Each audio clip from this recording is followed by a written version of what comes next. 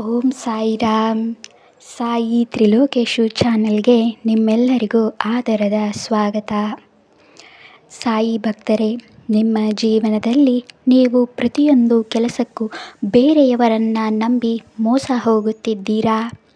ಅಥವಾ ಮನೆಯಲ್ಲಿ ನೀವು ಏನೇ ಹೊಸ ಕೆಲಸ ಮಾಡಲು ಹೋದರೂ ಹಿರಿಯರು ಅಡ್ಡಿಪಡಿಸುತ್ತಿದ್ದಾರಾ? ಹಾಗಾದರೆ ಇವತ್ತಿನ ಸಾಯಿ ಬಾಬಾರವರ ಈ ವಿಶೇಷ ಸಂದೇಶ ನಿಮಗಾಗಿಯೇ ಇದೆ.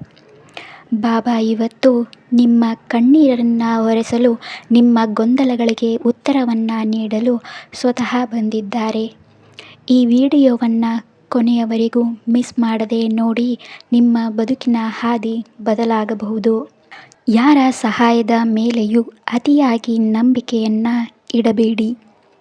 ಬೇರೆಯವರು ಒಂದು ಹಂತದವರೆಗೆ ಮಾತ್ರ ನಿಮ್ಮನ್ನು ಕರೆದೊಯ್ಯಬಲ್ಲರು. ಆದರೆ ನಿಮ್ಮ ಸ್ವಂತ ಕಲೆ, ಕಠಿಣ ಪರಿಶ್ರಮ, ಪ್ರಾಮಾಣಿಕತೆ ಮತ್ತು ಪ್ರಾರ್ಥನೆ ಮಾತ್ರ ನಿಮ್ಮನ್ನು ಉನ್ನತ ಸ್ಥಾನಕ್ಕೆ ತಲುಪಿಸುತ್ತದೆ. ನಿಮ್ಮ ಕೆಲಸದಲ್ಲಿ ನೀವು ಬ್ಯುಸಿಯಾಗಿದ್ದರೆ, ಆದರೆ ನೆರೆಹೊರೆಯಲ್ಲಿ ಯಾರು ವಾಸ ಮಾಡುತ್ತಿದ್ದಾರೆ ಎಂಬ ಕನಿಷ್ಠ ಜ್ಞಾನವಿರಲಿ. ಕಷ್ಟದ ಸಮಯದಲ್ಲಿ ಯಾರು ನೆರವಾಗುತ್ತಾರೆ, ಯಾರು ಆಸೆಯುಳ್ಳವರು ಎಂದು ತಿಳಿಯಲು ಸಹ ಇದು ಸಹಾಯ ಮಾಡುತ್ತದೆ. ವಾರಕ್ಕೊಮ್ಮೆಯಾದರೂ ಹತ್ತಿರದ ದೇವಸ್ಥಾನಕ್ಕೆ ಭೇಟಿಯನ್ನು ನೀಡಿ. ಅಲ್ಲಿನ ಪೂಜಾರಿಗಳು ಹಾಗೂ ಭಕ್ತರ ಪರಿಚಯವನ್ನು ಮಾಡಿಕೊಳ್ಳುವುದು ಸಮಾಜದಲ್ಲಿ ಬದುಕಲು ಅಗತ್ಯವಾಗಿರುತ್ತದೆ. ಮನೆಯಲ್ಲಿ ತಂದೆ ಅಥವಾ ಹಿರಿಯ ಸಹೋದರರು ನೀವು ಮಾಡುವ ಪ್ರತಿಯೊಂದು ಕೆಲಸಕ್ಕೂ ಇಲ್ಲ ಅಥವಾ ಬೇಡ ಎನ್ನುತ್ತಿದ್ದರೆ ಪ್ರತಿಯೊಂದಕ್ಕೂ ಅವರ ಅನುಮತಿ ಕೇಳಲು ಹೋಗಬೇಡಿ.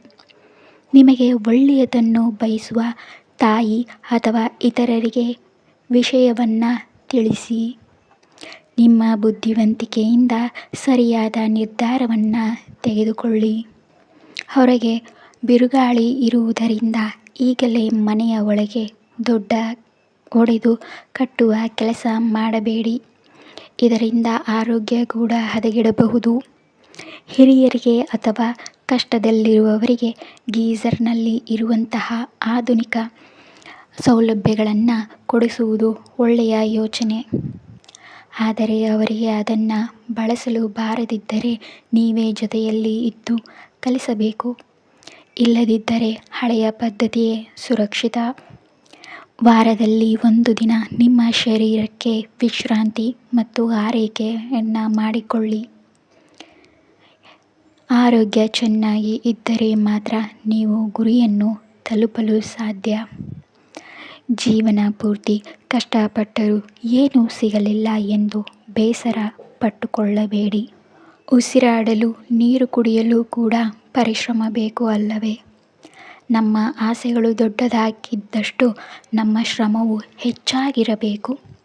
ಸಾಯಿಯವರ ಮೇಲೆ ನಂಬಿಕೆಯನ್ನು ಇಡಿ. ನಿಮ್ಮ ಜೀವನವನ್ನು ಉಜ್ವಲವಾಗಿಸುತ್ತಾರೆ. ಎಲ್ಲರಿಗೂ ಶುಭವಾಗಲಿ. ಶುಭ ದಿನ, ಶುಭರಾತ್ರಿ.